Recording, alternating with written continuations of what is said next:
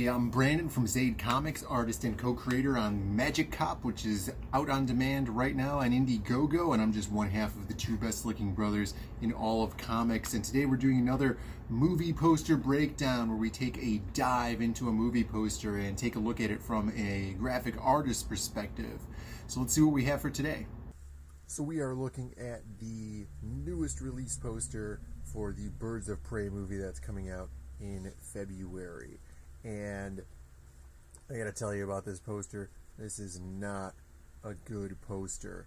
Unfortunately, there's a lot of problems with the design of it, and politics aside about the movie, just looking at this poster, it is very, very elementary, let's say, right? Like, it requires some skill to manufacture, but I think that from a graphic designer's perspective, I think it's very elementary. And let's see why. Obviously, a lot of people are going to recognize this. I don't know if your core demographic for the movie is going to recognize this as a fine arts piece, as it's trying to be. Obviously, this piece is parodying a very famous piece of art, and we're going to get to that in a minute. But first, let's see what's going on with this poster. We have a lot of colors, which are really good. We know from graphic design, movie posters like to use the color yellow. The color yellow is really, really cheap. It's a really good way to easily and cost-effectively grab the eye of the human and bring their focus in to the center here. That's cool. They're using it right here. They've used it in a couple of other, the other movie poster for Birds of Prey where she's sitting on the sofa. Here, they have it right in the focal point, which is really, really nice.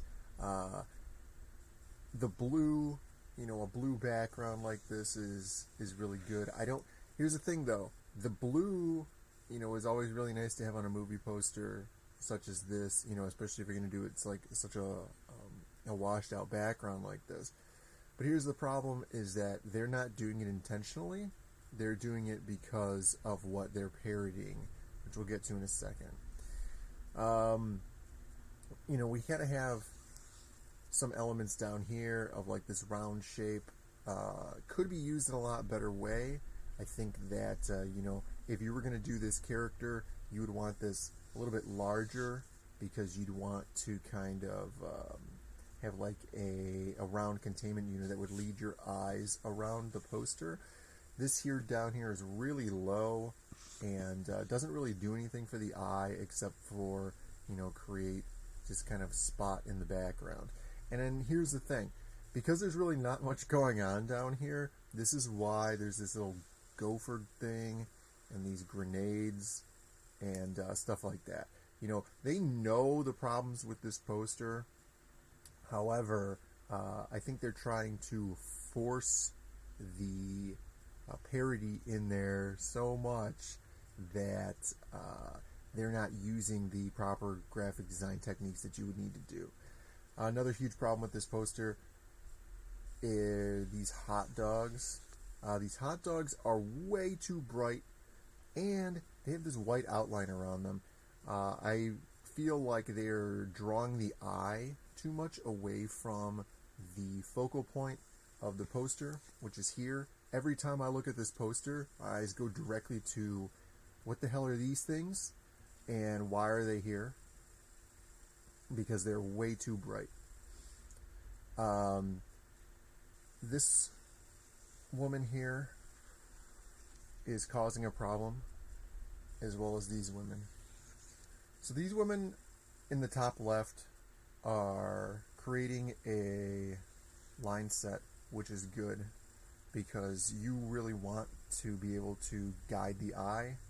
So if we're looking up here at them, we see that we're supposed to be looking in this direction. So we go here. The problem is that when we get guided away from here, we hit this giant stone wall, this woman here, and we never really reach our focus. So there's a lot of problems. Another set of problems with this set in this set here is that she is throwing this poster off of balance, because if we have a center line going up here like this, now our character is much taller and much more leaning to the left, because this is our center character now, including Harley Quinn. I get this, but this doesn't work up here at the top, because this is part of this. It's just a huge, huge mess.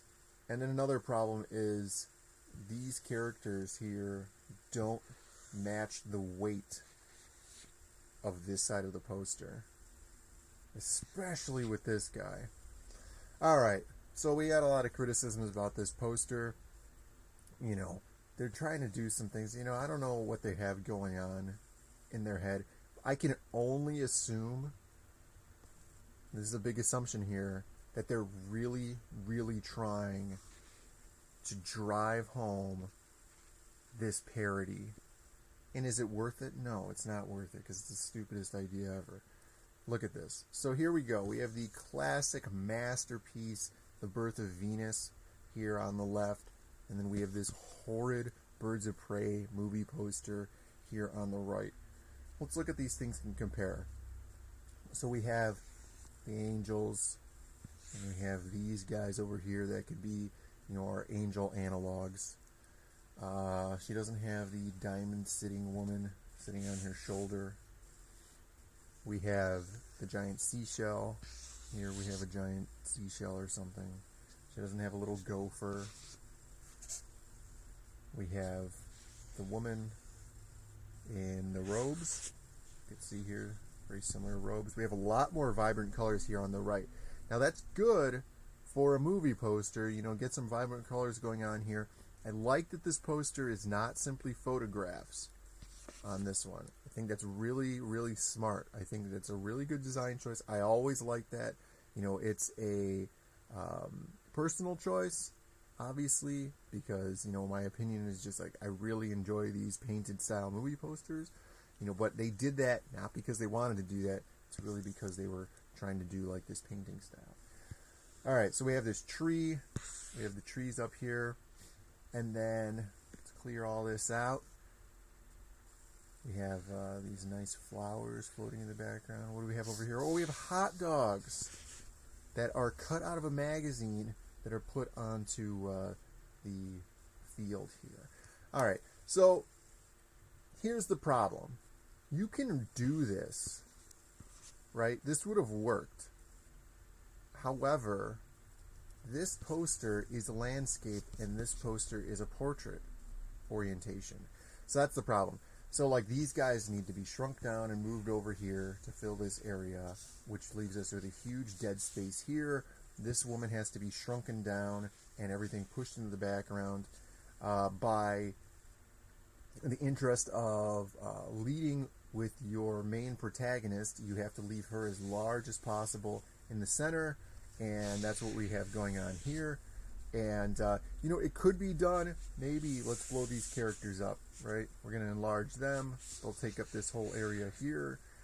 This woman, I mean, I get that they put this thing in here. I would get rid of that. And then I would probably blow her up. She'd probably lose about this much of her character. It's possible to do a good homage to this painting. I keep saying parody, but you know, I don't know if they're trying to make a joke off of it or they're trying to do an homage. They could have done a much better job. You know, what we have going on here is what we have going on in a lot of posters. They're selling you too many characters. There's not enough things leading you to Harley Quinn.